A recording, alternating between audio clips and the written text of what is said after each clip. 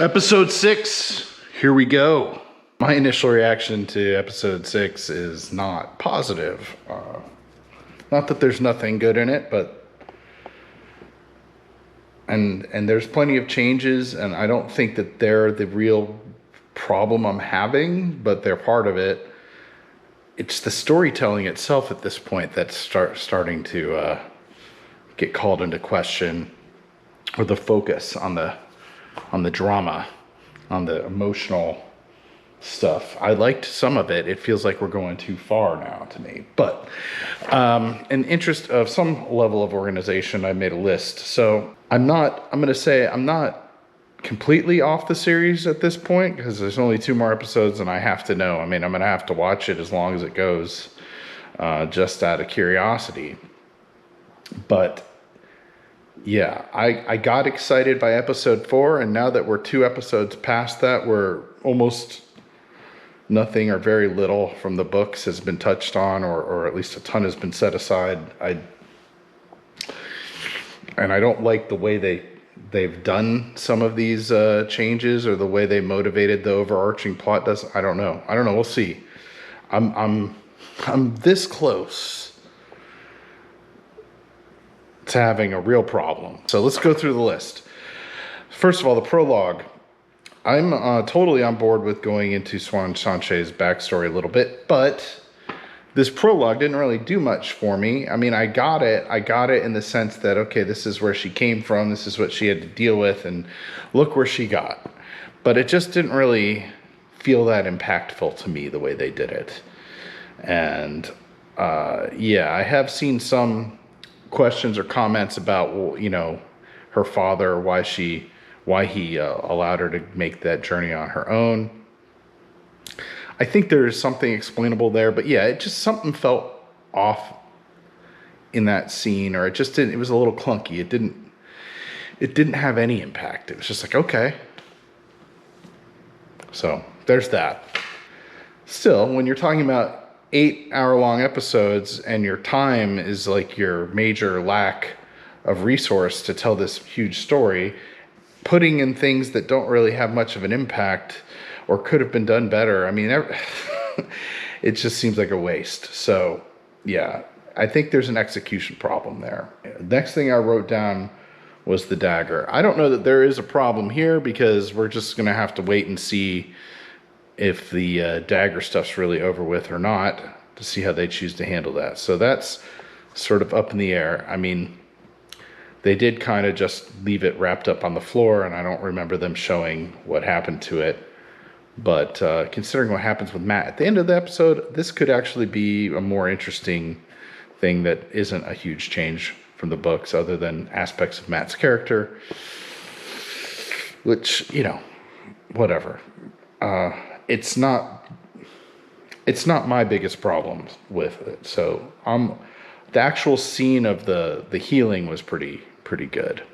The continued use of Rand using his sword without Lan noticing, or apparently noticing, what kind of a sword it is a little odd. But hey, you know, I imagine that's coming at some point here soon. So the focus on this episode is obviously Moraine and the White Tower politics, and the Amyrlin seat herself. And so having read the books, I knew that they were probably going to reveal that there was a plan between Moraine and Swan Sanche, and they were, even in the previous episodes, setting up that the tower at large sees them as enemies, even though they're not. And so I was just actually, you know, waiting for that reveal. And, you know, I just feel like they overplayed their hand so hard on it, because they'd already did it. They'd already set it up, and then they drove it in hard. The scene itself is good between the Amyrlin and Moraine. This is going to end up being at the heart of the problem I'm having now. And hopefully this will shift, but I've got a bad feeling about this now. Star Wars lines. And some of you have kind of called on this much earlier. I was just sort of hoping that it wasn't going to be the case. And honestly, they started touching it in episode 4 in a way that I actually felt like, well, this was thought out and it's paying off. And now after 2 episodes of that not really being the case, or their focus being in a place that I'd prefer it not to be, I mean, they may still pay it off in the next 2 episodes, I guess. And that'll make it a little bit better, but if in order for them to pay it off, they're going to have to make some more changes that I'd rather they didn't make, I think. So we'll see. But yes, so my point was that they were hardcore overplaying the rift between the apparent rift or enemy position between Moraine and the Amerlin seat. And then, of course, we find out, as I was expecting, that actually they have a plan and they're friends. And then, of course, they overplay that even more into, no, actually they're in a relationship, or at least, yeah, I mean, I don't know how else to put that, which isn't necessarily not in the books, but it wasn't as explicit in the books. And I don't have a problem with it being there. I just don't think we needed that level of surprise in that moment anyway. I didn't really need to see it. I caught on before the kissing ever started. So it just felt really heavy-handed, and then that led into the really clumsy, I felt, introduction of the Eye of the World apparently being where the Dark One's imprisoned, which is a whole other thing. And that's why we've got to bring all of them there, because who knows which one's the dragon. Maybe somehow they all are, which, spoilers, at least from the books, we know it's one person. I've suspected that maybe they would at least try to hint at it being multiple people on some level, which is sort of how it plays out in the books, but in terms of everyone's a part of it, everyone's important. But there's only one dragon reborn. If they change that, and I don't think they will still, but after watching this episode, I don't feel nearly as certain about that. I do now know they didn't change the nature of the power having side R and side in. Like, that's still a thing. They just haven't really said it explicitly in the show, but in the bonus features it's there. So they didn't change that. That's good. I think it's a misdirect. I think they're just super hardcore overplaying the mystery of who the dragon is, and that includes downplaying who a lot of us know who it is big time, I think. Anyway, so enough of that. So I didn't really feel, it just feels clumsy and overdone and heavy-handed at this point to me. This stuff was already driven in enough, and I think we could have gotten away with just the revelation that actually they're friends and they're working together, and you could have just hinted at the rest of it, kind of how the books do, and I think I would have preferred that personally.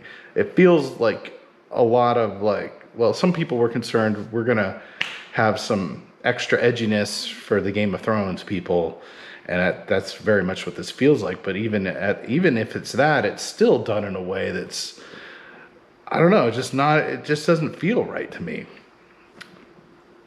That comes from reading the books, but I also think even for TV, it's a little bit heavy-handed and could have been done better. So that makes me concerned moving forward. Okay, enough of that crap. Yeah, and apparently, I guess we don't really know, but if the Terangrial, which Moraine and Swan are using to meet up, apparently they're actually traveling to somewhere, I think, near Tyr, where Swan grew up. I'm assuming it's more or less that same area, or maybe she rebuilt the shack that got burned down or something. I'd have to rewatch it to see how exact that is, but that's my suspicion, and I think that's the case, and that opens up a whole other. I mean, it's not like they can't solve it with writing, but once again, the clumsiness of this episode makes me feel less sure that they're going to. Whereas at episode 4, it felt like they knew what they were doing a little bit. So, yeah, I'm not convinced that this stuff isn't starting to become just changes because this is how I want to tell the story, kind of. But we'll see. I may be proven, or my concerns may be proven wrong here, but it doesn't change the fact that's how I feel at the moment. So that's a huge topic being discussed out there, the Terran Grail, and is that traveling? Is it the dream world? I think it's been confirmed basically that it is some level of traveling. I don't think it is the dream world, but we'll see. I would imagine that it may or may not get explained at all. It should get explained and clarified. Doesn't mean that it will. We don't have a lot of time, and they like to seem to focus on things that are sort of perplexing to me, at least these last couple episodes. And this one, I get some of it. Yeah, that oath rod situation. I think they just felt like they needed to introduce the oath rod and to some degree how it works. But yeah, it doesn't need. Considering the oaths they already took on the rod, you don't need the oath rod to impose exile, I don't think. But maybe that's in the book somewhere. I don't know. That felt clumsy to me too, to be honest. It makes more sense to introduce the oath rod when you're raising someone to being a full sister, and that's the introduction.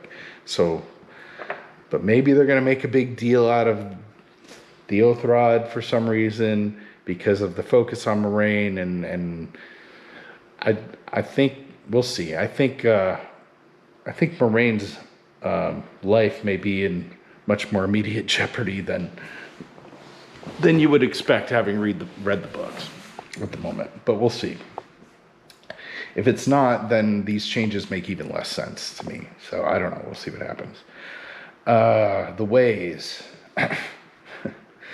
Yeah, I immediately had a problem with the fact that, okay, Moraine's now channeling to open the ways. And why did she need Loyal? That's a change. I don't think that's a change non-book people probably have a problem with, but it just was I get the visual nature of channeling to open them. It doesn't mean the way they do it in the books couldn't have been visually interesting, though. So that felt lazy to me. I don't know. Maybe someone's got an idea why that was a good idea, but it doesn't seem like a good idea to me. Yeah, we already touched on the possibilities of the multi-dragon, the Power Rangers, the Captain Planet dragon. I sure hope not as well. They changed the nature of the dragon. I'll probably still watch the show, but I'm not going to be a fan of that change or a fan of it. It changes everything, and I'm not. Yeah, that's not what I want to see. Like, you're going to make changes, that's fine. You're going to change the story and the characters completely, I'm going to have a problem. And we're getting closer and closer to the latter. The details can be different, but the story and the characters don't need to be changed that dramatically. So that may be a concern that goes away. I suspect that is just more attempts at trying to keep the mystery of who the dragon is going in as many ways as possible, but we'll see. So yeah, that's my basic thoughts. This is my least favorite episode all of a sudden in some way. There are aspects of it I liked.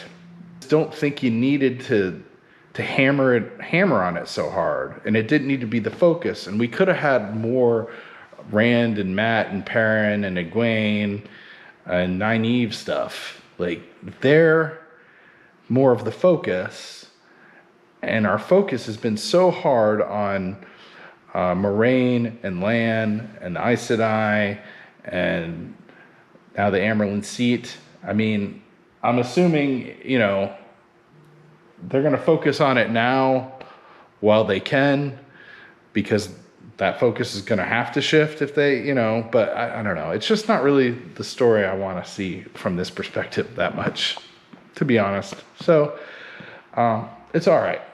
But I'm disappointed, obviously. And I don't have a problem with anyone out there who's really hating on this.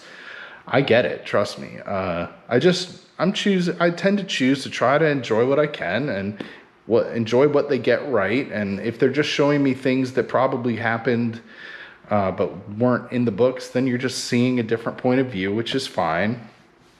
And some of this can be chalked up to that, but you still got to do a good job of telling the story that way. And if you don't, then I'm going to default back to, well, if you're going to tell it poorly and change things, I'd rather you didn't change things. Because I'd rather a poorly told version of the story the way it was written, honestly, than a bunch of changes and then you screw it up in the telling as well. Like, no. Like, you're going to screw it up, don't change things. If you're going to change things, you're going to have to sell us all on those changes being at least interesting and well done. And once again, none of the actors are a problem here. They're all doing a good job. They're all, it's just there's some bad writing in here and there's just some bad direction in terms of the overall story and the focus of the episodes. And hopefully these two that'll be it. And these last two, I think, has a different sort of creative force behind it to some degree. Hopefully that will change now. But I have to go back and look. But I don't know. These last two episodes have just not been fun for me. I mean, there are aspects I like, but it's just these episodes are what I was basically more worried about it being. So first 4 I enjoyed. 5 and 6 aspects of it, but it just felt like we're spinning our wheels. I'm going to go into the last 2 with an open mind, but man, if they screw up the ending of this, they've gained a lot of goodwill. They've gained a lot of attention. I think they're going to lose a lot if they flub this, even from the people who aren't the book readers. But I could be wrong. We'll see. I still want it to be successful because even if it is, and there's enough of a push to have another version of it made, even as movies or something else, or an animation or whatever, like, the more successful it is, the more likely other Wheel of Time projects can happen. If it crashes and burns too hard, it was a hard enough thing to get going in the first place. So that's not necessarily a good reason for this to suck, but there's still a chance for this, I think, to recover. But my hope and my positivity has been tested in these past 2 episodes. So anyway, that's where I'm at. If I have further thoughts or revelations, or if I watch it again, which I kind of dread at the moment, because the previous episode I did warm to a little bit more. The difference is in that previous episode, I like the execution of it. I just didn't like the focus of it. This, I don't like the focus or the execution for the most part. So I don't know what to say on that. So hopefully it doesn't get any worse than this, because we'll be in real trouble if it does. See you next time.